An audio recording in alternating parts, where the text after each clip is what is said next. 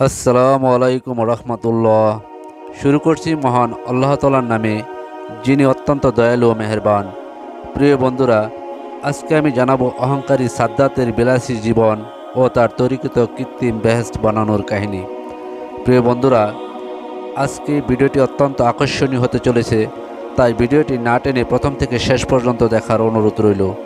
আর একটি রিকোয়েস্ট, আমার চ্যানেলে যারা নতুন তারা অবশ্যই চ্যানেলটি সাবস্ক্রাইব করে পাশে থাকা বেল বাটন প্রেস করতে ভুলবেন না। তাহলে চলুন বন্ধুরা, শুরু করা যাক। আদের নামে এক রাজা ছিলেন। তার ছিল দুটি ছেলে, একজনের নাম সাদিদ আর অন্যজনের নাম ছিল সাদ্দাত। সাদিদ একাধারে 700 বছর রাজত্ব করার পর ইন্তেকাল করেন। তারপরে সাদ্দাত সিংহাসন লাভ করেন। তার রাজ্য ছিল বিশাল। পৃথিবীর স্থলভাগের অধিকাংশ জায়গা ছিল তার রাজ্যের অন্তর্ভুক্ত। ধন দৌলত অর্থ সম্পদ ছিল প্রচুর। রাজ্যের সকল মানুষ সুখ স্বাচ্ছন্দ্যে বসবাস করত। রাজা সাজ্জাদ ছিল অহংকারী। ধন দৌলতের প্রাচুর্যতাকে বেপরোয়া বানিয়েছিল, যার ফলে ধর্মকর্ম বলতে তার কিছুই ছিল না। বিলাসিতায় গা ভাসিয়ে চলত এবং দেশের বহু বহু স্থানে বিলাস ভবন নামে অনেক সুউচ্চ ইমারত তৈরি করেছিলেন। প্রমোদ কানন নামে বহু শোভিত পুষ্পকানন সাজিয়ে অসংখ্য দাসদাসীর দ্বারা উহার পরিচর্যা করত। তার দাসদাসীর সংখ্যা নিরূপণ করা ছিল সাদ্দাতির ব্যাপার। দেহরক্ষী বাহিনীর নামে অশ্বারোহী পদাতিক ও নৌবাহিনী ছিল কয়েক লক্ষ। তার প্রহরার জন্য সর্বদাই 20,000 সৈন্য মোতায়েন থাকত। একদায় হযরত হুদ আলাইহিসসালাম এর প্রতি আল্লাহ তাআলার নির্দেশ হলো সাদ্দাতকে দ্বীনের দাওয়াত পৌঁছানোর জন্য। হযরত হুদ আলাইহিসসালাম আল্লাহ তাআলার নির্দেশক্রমে সাদ্দাতের নিকট পৌঁছে বললেন, হে রাজা সাদ্দাত, তোমাকে আল্লাহ তাআলা 1000 বছর হায়াত দান করেছেন, অসংখ্য ধন দৌলত দান করেছেন, অগণিত দাসদাসী তুমি লাভ করেছ। সর্বোপরি আল্লাহ তাআলা তোমাকে অশেষ সুখ শান্তি দান করেছেন। ইতিপূর্বে কোনো রাজা বাদশাকে দান করেননি। এখন সে মহান আল্লাহ তাআলার শুকর আদায়ের নিমিত্তে তার একত্ববাদ আস্থা স্থাপন করে ঈমানদারদের অন্তর্ভুক্ত হয়ে যাও। তাহলে আল্লাহ তাআলা তোমাকে আরও সম্পদ বাড়িয়ে দিবেন, তোমার সুখ শান্তি আরও অধিক করে দিবেন। এমনকি কিয়ামতের দিন তোমার কোনো প্রকার হিসাব নিকাশ নেওয়া হবে না।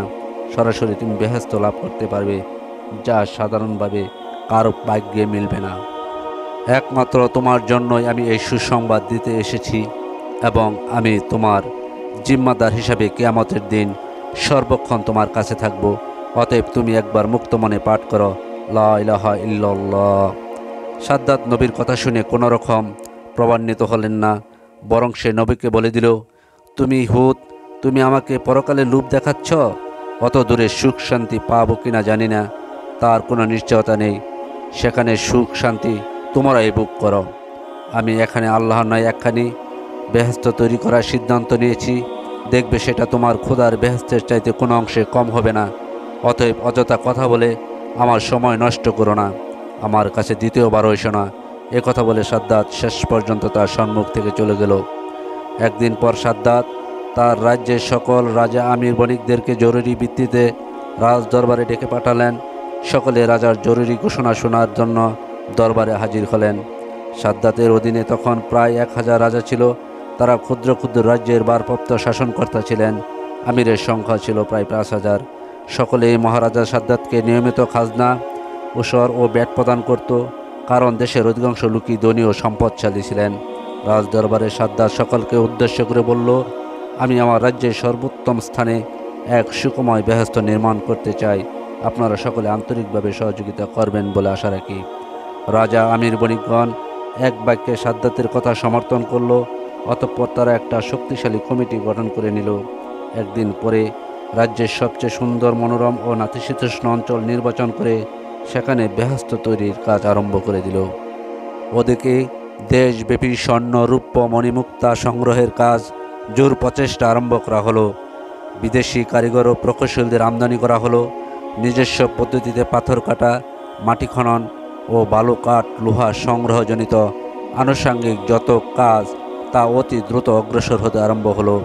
রাজা আমির ও বণিক ব্যবসায়ীরা সকলেই ব্যক্তিগত সমস্ত কাজ ছেড়ে দিয়ে বেহেশত তৈরির কাজে আত্মনিয়োগ করল। সকলে মহা উল্লাসের সাথে এই কাজের প্রতি সমর্থন জানালো। মহা ধুমধামের সাথে বেহেশত তৈরির কাজ আরম্ভ হলো। অসংখ্য মানুষ স্বেচ্ছাশ্রমের ক্ষেত্রে নাম তালিকাভুক্ত করল। 40 গজ মাটি খনন করে মূল্যবান পাথর দ্বারা ভিত্তিপ্রস্তর স্থাপন করা হলো। কয়েক হাজার মানুষ সকাল সন্ধ্যা কাজ আরম্ভ করে দিল। সেখানে 25 মাইল দীর্ঘ ও 10 মাইল প্রস্থ ছিল বেহেশতের প্রধান ইমারতের এরিয়া। এর বাইরে ছিল নদ নদী, পুষ্পকানন এবং প্রাকৃতিক সৌন্দর্য বর্ধনের 4 গুণ বরাদ্দকৃত জায়গা, যাতে একজন অশ্বারোহীর পক্ষে একদিনে বেহেশতের চারপাশ ঘুরে আসা সম্ভব ছিল না। বেহেশত নির্মাণের কাজ একাধারে মাসের পর মাস, বছরের পর বছর বিরামহীনভাবে চলতে লাগলো। নদ নদী, লেক, পার্ক, পাহাড়, ঝর্ণা থেকে আরম্ভ করে সুশোভিত বাগ বাগিচা, নহর, ফোয়ারা কিছুই আর বাকি ছিল না।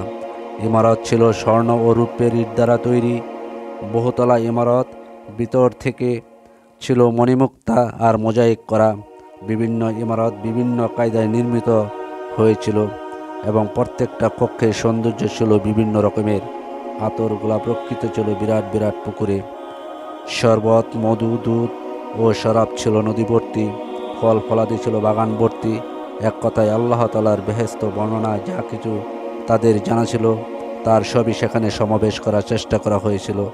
এমনকি হুর গেলমানদের নামে বিভিন্ন দেশ থেকে অসংখ্য সুন্দরী রমণী ও সুন্দর বালিকাদের সেবক হিসাবে সেখানে যোগদানে নিয়োগ করা হয়।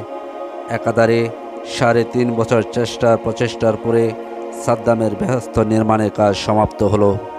এ সময় হযরত হুদ আলাইহিস সালাম সাদ্দাতের নিকট এসে হেদায়েতের বাণী শুনিয়েছিলেন, কিন্তু তখনও তার দাম্ভিকতার পরিচয় দিয়েছিলেন এবং হযরত হুদ আলাইহিস সালাম তাকে লক্ষ্য করে বলেছিলেন, তোমার খোদা আমার কিছুই করতে পারবে না, বরং আমার কার্য দেখে তোমার খোদা লজ্জিত হয়ে পালিয়ে যাবে।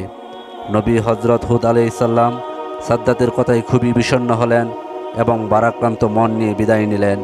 সাদ্দাতের বেহেশতের যাবতীয় কার্য সম্পন্ন হওয়ার পরে একদিন সে তার বেহেশতে গমনের তারিখ দেশবাসীকে জানিয়ে দিলেন। নির্দিষ্ট তারিখে লক্ষ লক্ষ মানুষ বেহেশতের কাছে এসে জমায়েত হলো। সাদ্দাত কয়েক হাজার সৈন্য নিয়ে অশ্বারোহণ করে বেহেশতের প্রথম গেটে এসে চতুর্দিকে তাকিয়ে দেখল। তারপর সেখানে কয়েক হাজার সৈন্য রেখে সম্মুখে অগ্রসর হন। দ্বিতীয় গেটে পৌঁছে চতুর্দিক তাকিয়ে দেখল এবং আনন্দ উপভোগ করল। এভাবে 7টি গেট পার হয়ে মাত্র 2 জন সেবক নিয়ে যখন বেহেশতের প্রধান প্রাসাদের ফটকে এসে দাঁড়ালো, তখন দেখল একজন বিশাল আকৃতির মানুষ বেহেশতের গেটে দণ্ডায়মান। সাদ্দাত লোকটিকে জিজ্ঞেস করলো, তুমি কে? এখানে কেন দাঁড়িয়েছ? লোকটি উত্তর দিল, আমি মালাকুল মউত। আমি আল্লাহর হুকুমে তোমার জীবন নিতে এখানে এসেছি। সাদ্দাত লোকটির কথা শুনে একটু চিন্তিত হলো। হযরত হুদ আলাইহিস সালাম তাকে এ ধরনের মৃত্যুর একটি ভবিষ্যৎবাণী করেছিল, তাই তার হাত পা কাঁপতে শুরু করলো।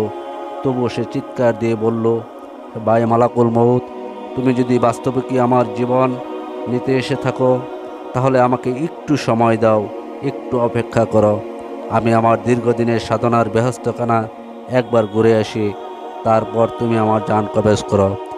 মালাকুল মউত বলল, সেই সুযোগ দানের অধিকার আমার নেই।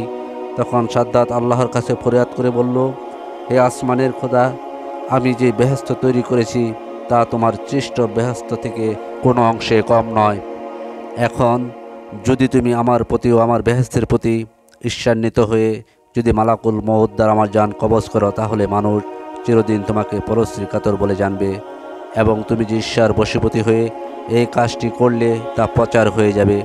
অতএব আমি তোমাকে ঈর্ষার বশবর্তী না হবার জন্য অনুরোধ করছি।